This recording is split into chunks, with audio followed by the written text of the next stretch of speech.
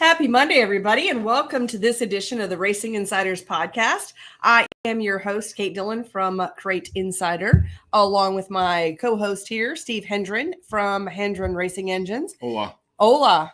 Hola. Oh, I think the first thing we should do is update everybody on the phone situation. Remember last week we talked all about your phone situation at the airport. Oh, yeah. Yeah. So, I that feel was like Monday when it actually happened. Yeah, it was. Where we were getting the big FU from the baggage claim in Charlotte Airport. So after I was told that I couldn't, get my phone because it was just one of 50 in the back, even though I knew it was there because American Airlines told me it was there. Mm-hmm. So I had to go fill out the claim. Mm-hmm. So I filled out the claim, and the next day by noon, they're like, "Oh, we found your phone. Yeah, it's going to be like $50 to ship it back to you now." Of course. Yeah, and it came on FedEx in an envelope. Yeah. So I know it's not $50 to ship one FedEx in an envelope. No. It's not. But you got it back. It is what it is. Got it back. Yeah. I was able to transfer all my data, got all my freaking photos, all that shit. So yeah. Good deal. Well, I'm glad. Good. And you got a new phone out of the deal. Yeah. Or a new used phone. Yeah. It's actually still in great shape. Yeah, it is. I mean, it's in perfect shape. Yeah. Perfect shape. For sure. So yeah, that's the update. Yeah. So American Airlines Pittsburgh, fucking awesome. American Airlines Charlotte sucks ass. That airport has just gotten way too busy for its capacity is really what the problem is. And then they're trying to do construction and I don't know that it's even expansion construction or if it's just like remodeling construction. I'm not sure. It's expansion. Is that what it is? Okay. I don't know. It's a mess. It's a total mess. Yeah. Used to be one of my favorite airports. Now it's like on the bottom 10% I mean, clearly there's worse ones. So I think we voted for our worst ones. Yeah. Flying to Newark, we're flying to freaking JFK. Okay, JFK is definitely on my naughty list of the one of the worst. Mm-hmm. Miami Customs through the airport, one of the worst. Chicago baggage claim or baggage handling, one of the worst. Mm-hmm.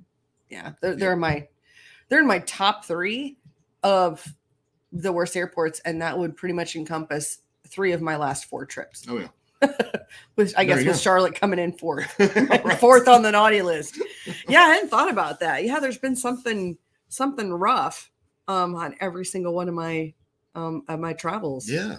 Yeah. Well, I mean, I caused the whole roughness on the last trip just because I left my fucking phone on the damn plane. Well, yeah, there's that. If it wouldn't have been for that, everything would have gone smoothly. Yeah. All right. So I see we have Scott's here. He says, hi from wet, dry, stormy, calm, hot, cold California. There we go. Sounds like North Carolina right now. Yeah, I was going to say it's like the rest of the country. Now, welcome to what it's like to be for the rest of us. Yeah, it was like 65 degrees here today. Yeah. Randomly. I don't even know anymore. Now, here's a question for you, Steve. Mm-hmm. Jeremy's asking, Steve, did you shoot down the balloon? Dude, I totally tried. Because it literally I think it came over our area on Sunday. But no, unfortunately, I missed. Yeah. Or the bullet fell down on somewhere. Wow. Better be careful with that. Yeah.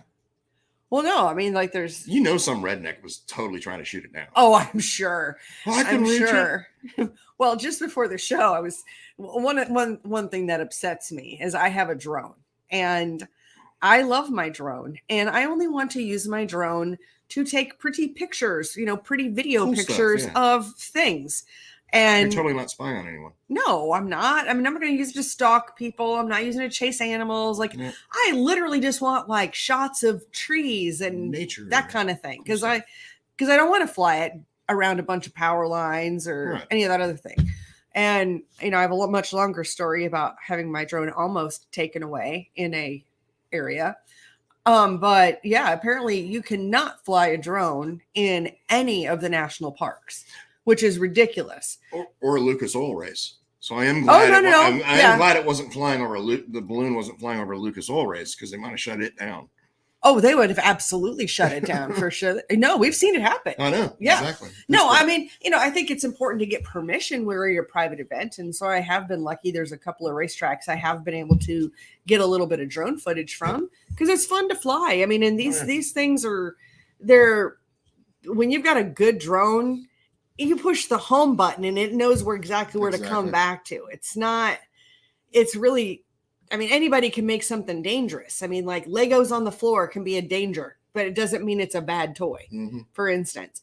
But I think if I'm going to go to a national park, I think what I'm going to do is just blow up a balloon and stick it to the top of my drone because there's no freaking way that weather balloon or whatever, spy balloon, there is no way that it made it all the way across the United States without hitting a national park. Exactly. So if it's okay for a weather balloon, then I'm just going to slap a little white balloon on top of my drone and not call it. It's not a drone. Well, don't the Chinese own half balloon. the parks in the United States now?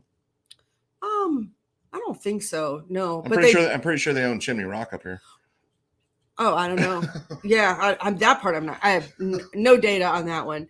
But the bullshit thing is that people, it's the Chinese drones. Yeah, they're the China. Yeah. Well, what isn't Chinese? The camera. The camera's from China. My laptop's from China. This is probably made in China. I don't freaking know. Everything's made in China. It doesn't mean it's all like, the Chinese drones are going to spy on you. Not any more than TikTok does. Right. I mean, right? about TikTok. So it's like, I don't know. There's just certain things that just kind of yank my chain. And the fact that I can't fly my drone, get this beautiful, amazing drone that you can only fly it on private property where you have permission. God, what was that? Bullshit. What is that South Park where Peter Griffin, he's like, something about yanking my chain or you know what I mean? I don't even know where that phrase came from. Yeah, we had to start doing like a segment of that every time. It's like, this really freaking grinds my gears or whatever it is. I think it's grinds my gears. Ooh, that would be fitting for the show. Yeah. It grinds my gears. People that people will then ask you which gear you were running. That's true. That is true. I see some other folks are saying hi. Ward says hi from -16 degree to 45 degree upstate New York. Nice. Hey, you do you, buddy. Yep. Yeah, that's a pretty big swing. Yeah, I want no part of that. All right, we got a question here. It says, Ward says, you may have been asked this before. 602 Rush engine versus 602 Dirtcar sealed engine. Opinions, good or bad? 602 Rush engine is going to be 100% legal. I'm going to say a 602 Dirtcar sealed engine is not going to be. Not necessarily. Because I have seen a lot of illegal shit from the Dirtcar. Even in the last 4 or 5 years? Oh, yeah. Is like caveat, we don't want, I'm not haters saying going to hate that they're all illegal, but you're not saying that. And I'm going to say the Rush sealed engine is going to be 100% legal. Yeah. Agreed. And you can race it anywhere, basically. Yeah. I mean, one thing that's really good about Rush is they really they absolutely police their engine builders and the whole, they really police their entire program. And that was the whole point of Dirtcar when they limited it to 11 or 13 engine builders who could offer seals. Now, if we are talking legal engine to legal engine, technically there should be no difference. Correct. Yeah. Because everybody's still going by the golden book. Yep. All right. Jeremy says, I might have looked at it through a pretty nice scope, but I don't think the 300 Win Mag. What was it? 300 Win Mag. Win Mag. Winchester Mag. Oh, would have got there. No, you might have missed a little bit. Yeah. A couple thousand feet at least. Wasn't it like 60,000 feet in the air? Yeah, he'd have missed by probably, I don't know, 54,000 feet roughly. So yeah. Of course, it's going straight up, so it would have been, probably about 58,000 feet. Yeah. All right. Harold says, I'm sure you've been asked before, but can a guy get away with running a 16 rocker arm with that press instead of crate motor? A 1.6 rocker. Oh, okay. With, hang on. Running a 1.6 rocker arm with, I'm not sure about the end of that. As if you're talking about a 604, can you run 1.6 rocker arms without having to change anything? Yes, you can.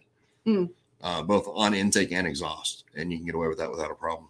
So you don't have to cut the guide down or anything like that. 602, I would assume it's just nothing that's ever come up because anything that we can run 1.6s with. Oh, here we go. He's rewritten it. Oh, probably talk text or something. Can a guy get away with running a 1.6 rocker arm or a crate engine without pulling out the rocker stud on a crate engine? On a 602, because that's the only thing that you'd be worried about pulling a stud out of because it's a Vortec head and it's not a screw-in stud. I assume you can. I'm not 100% sure, but I'd certainly, I don't know. I don't think the spring will handle it, honestly.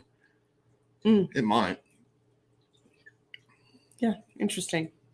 I don't think I'd try it because I mean, usually anybody that allows you to run like a 1.6 is going to be an asphalt series where it's actually written in the rules that you can do that. Mm-hmm. And normally it's going to be on 604s. Okay. That you're allowed to do that. Is there an advantage? Is that why? 1.6s, yeah, it'll make about 10 more horsepower if you go to a 1.6. Okay. Yeah, roughly 10 horsepower. Gotcha. Cool. Well, speaking of Q&A, I see your sweatshirt there. Yep. Exciting. Race Logic Chassis School. Of course, we were in Pennsylvania, last weekend. We talked about that. Yep. I excitingly got all of the videos edited and done. And cool. So now the class is up and ready to be purchased. And the cool thing is you can watch it, rewatch it, rewind, fast forward, skip sections. Yeah. So. Mm-hmm.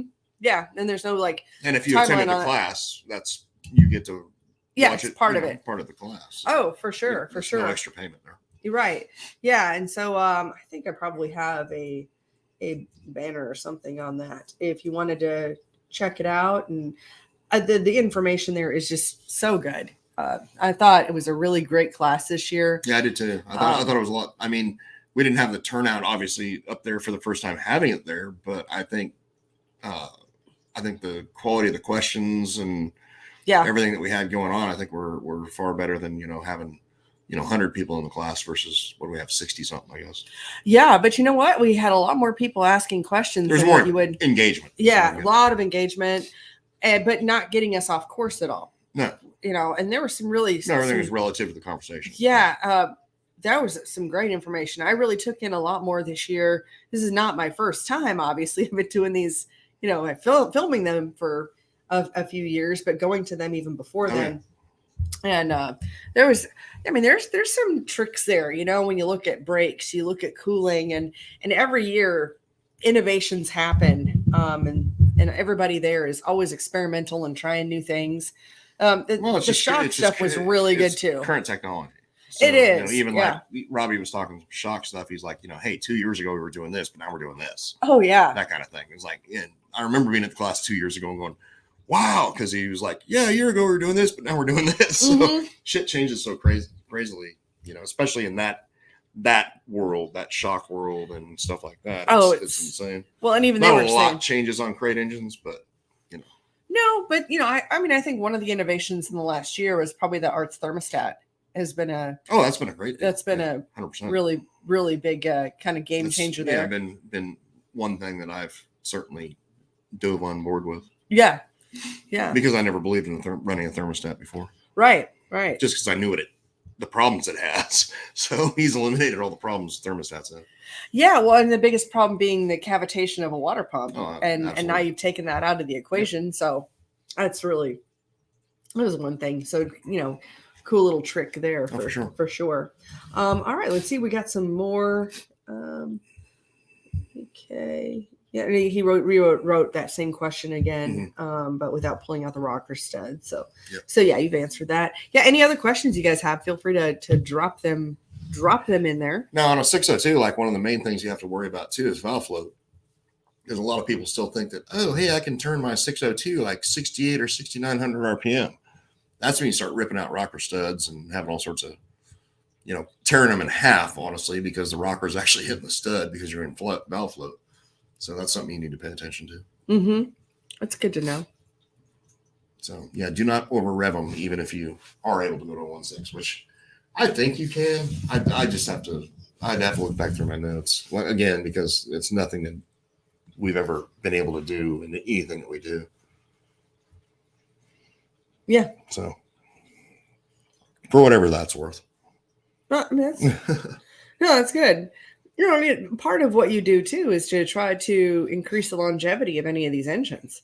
You don't want to try to push them. Yeah, I mean, the more of these we have running, the better the racing is, and the more guys we have racing, obviously we sustain our sport. So let's not be blowing these things up for doing stupid shit. Yeah. Oh, and Dave Hammond is here from Hammond Motorsports and Dirtcar USA. Yep. I'm just doing the Dave Hammond. Yes. And of course, Dave was with us for both of the Race Logic classes this year. One of them was at his shop for the IMCA stock car. Yeah.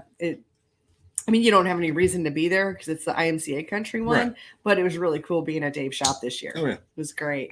Yeah. That's and Dave always has, innovative tools and amazing tips and tricks on all the chassis setup stuff and the setup plates, really, really some cool stuff. Yep, so, sure. Hey, Dave. Yeah. Thanks for being here. And let's see, Harold's got another question. He says, I'm not running into any coil bind and I change the springs every third week. I'm just hoping the 602 crate will live. Yeah, I mean, it will. I mean, if you don't have a coil bind issue or anything like that, and you're not over revving the piss out of it, then you shouldn't have an issue at all. Oh yeah, and he says UMP only allows 6,200 RPM. Okay, yeah, so you're fine. Well like, within. Like if you're running 6,200, the thing will live forever. Mm-hmm. It's just the guys in our area where it's not, there is no rev limiter rule that we have issues with where, you get a guy that rips a rocker stud out or drops a valve or rips a piston in half, rips a pin out of the piston. They're like, I swear it's never been over 6,200 RPM. Like, yeah, buddy. Yeah. Yeah. Well, and even if we do any rules that we do have around about like rev limiters or whatever, it's 6,400. Yeah, normally. Yeah. For the 602. Yeah. I know I was selling somebody a chip here the other day because they were required to have it for where they were good. Going. And Georgia race. To me, that's the max. You need to turn the damn things. Number one, I mean, the shit, they're falling on their face at 5,500. So there's no reason to be turning one over 64. Mm-hmm. And honestly, in our area, even like in late models, like the guys that are actually winning races and got the car actually working, they're only turning 62 anyway. Yeah. It's just the same with the 604s. I mean, those guys are turning 66. Well, you've talked about the direct correlation before about gearing versus like the rev limiter or whatever. Like when you're pulling gear out and some kind of correlation. No, what it is, like mistakes like a lot of people make, especially if they're coming from a division that's like an open motor division. And let's say they're used to turning, I don't know, it could be a steelhead that they're used to turning 8,500. It could be a super that they're used to turning, 82 to 9, something like that. If they don't hear that high RPM squeal, so to speak, they don't think they're going fast. Mm-hmm. So when you're backing down from a division like that to a crate, and let's say you're coming off the corner and the thing's just not going nowhere, these guys start throwing gear to it. So more gear, and then they're just backing up. Because what happens is, as you throw gear to these things, you're not going to turn no more RPM. I mean, there's a limit there on, because again, you're going to be in valve float. There's a limit to it. So what they end up doing, and they're so high above what the peak torque is on the motor, like coming off corners, that the thing's just flat as shit. So it ain't going nowhere. So I always tell you, start pulling gear out.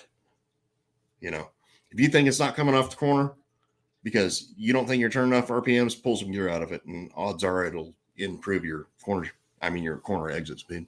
Mm-hmm. It'll be lugging, but odds are you're going to be faster. Well, there's something like, even if it was just like a couple of yards or something, that by the end of a straightaway, you're talking about, even if it's just the tiniest amount, it could give you a little bit of an advantage. As you're able to pull gear out of the engine, so as you produce more torque, so that's what we shoot for now is torque. Right. I don't even give a shit about horsepower on any of these applications. So as you produce more torque, you can pull gear out of the car. So as you pull gear out of the car, what does that do? It increases your mile an hour. Mm-hmm. So the freer you get the car, the more momentum up the car is, and the more gear you can pull out of it, the faster your lap time is going to be. and the faster your straightaway speed is going to be. Yeah. So good. Yeah. I mean, that's and corner speed tips. and everything else. Right. Yeah. So use the engine. Don't abuse the engine. Yeah. It just sounded corny as fuck, but totally whatever. Was. I totally was. I feel like I want to find like a beautiful picture of a butterfly. Right. And because remember you sent me a meme one time where it was like this really terrible phrase, but it was like against a picture of like a butterfly. Use the engine, but don't abuse the engine. Steve Hendren, and like with maybe a nice little landscape, maybe taken with my weather balloon drone, Sure. It'd be funny. That'd be great. Yeah. Steve says. I love it. That's great. Anything else new? Exciting? No.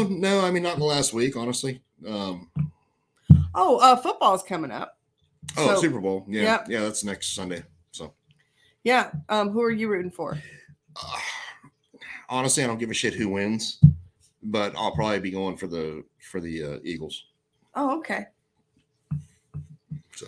I just want to win the football pool. So I only care about what the scores are. Our football cards? Yeah. I got another one, by the way. The 25 spot. So if you win one in on that, you can be on that one too. What is that one, like $20 It's $20 a hit, 25 spots. Obviously, I'm only going to allow people to pick 2 spots. So maximum $40. Yeah. On your entry fee. Right. But you get a whole block. Two numbers. You get 2 numbers and a block of numbers. Yeah, for sure.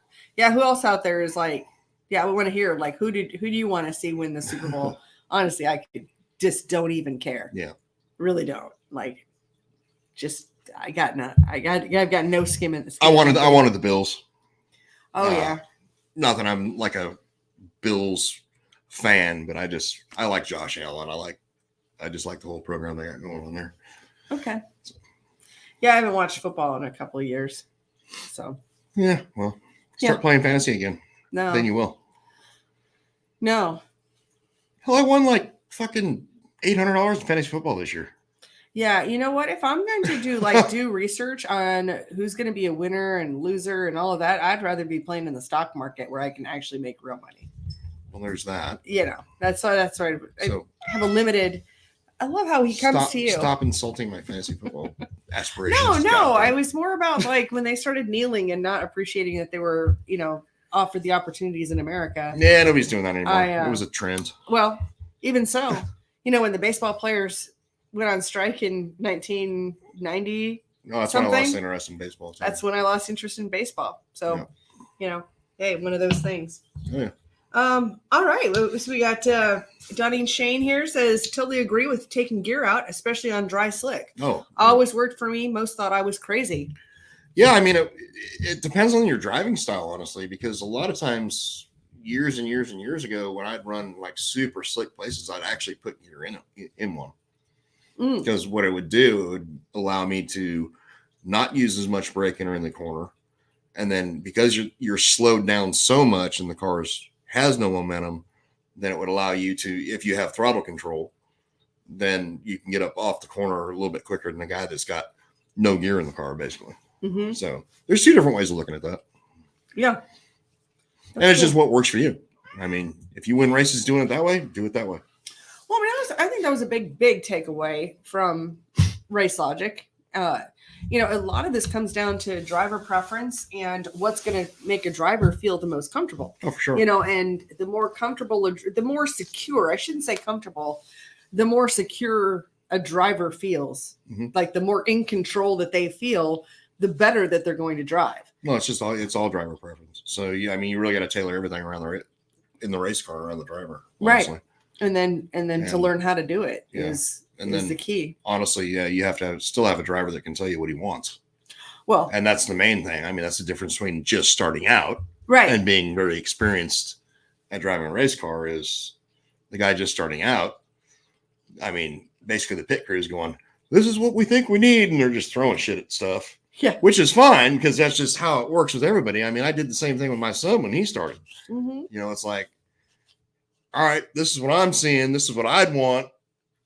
Let's throw that at the race car kind of thing, and my brother would see something different, or he'd see something the same. But Alex didn't know how to communicate. Hey, this is what I really want. Yeah. You know, so because he's going to drive different. I'm going to drive different. You drive, you know, that kind of thing. So. Right. Exactly. Yeah. Yeah. So anyway, it's always really interesting to me, all the different driving styles and then, you know, different cars. I mean, just like engines, you like you say, you do what GM can't do, and that's to make all the engines equal.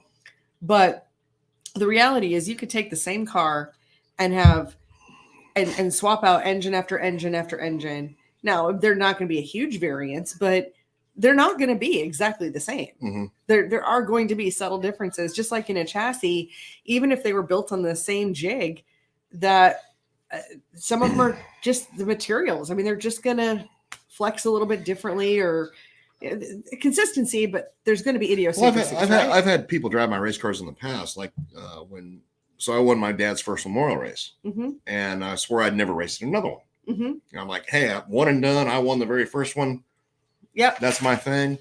So I'll put people in the car from here on out to run dad's memorial race. I mean, when we had it down here in the Carolinas. Right. And so like the first year I put Ricky Weeks in the car, and Ricky's driving style is completely different than mine. So we had to change the car around him. Well, like, I think it was like Ricky drove it once or twice. And then I think Jeff. I was going to say Jeff. I remember Jeff. And from what I liked to what Jeff liked was like hardly any change at all. Yeah. You guys drive very similarly. Right. Like you have an elegant driving style. Well, it's just different. It's just right. the way things are. And, you know, I don't know. Yeah. I don't know where I was going with that. It's just everybody drives different, but some people drive the same kind of, or very similarly, to where it's like changes are not that important. Right. Well, and if you already know that, then part of it is just developing your driving style to even know what kind of style of driver you are. You got to have enough laps to even figure that out, for sure. Exactly. Oh, and Alan is here. He says, hello from Delaware. Always look forward to your show. Thank you so much for being here. Nice. Yeah, I think we might have a shorter one today. We could have a shorter one today. Yeah. Should we bring up anything else or not? No. I got nothing. I have nothing else to bring up. No, I don't have any specials or. Not even. Nope. Not even the thing. Nope. I got nothing. Nope. We're gonna wrap it up. I want to thank any last words you if don't even. Nope. You gotta tell everybody. Nope. Come on. I want to thank you all for being here. Thank you so much for being part of the show. And we will look forward to seeing you next week. Have a good one.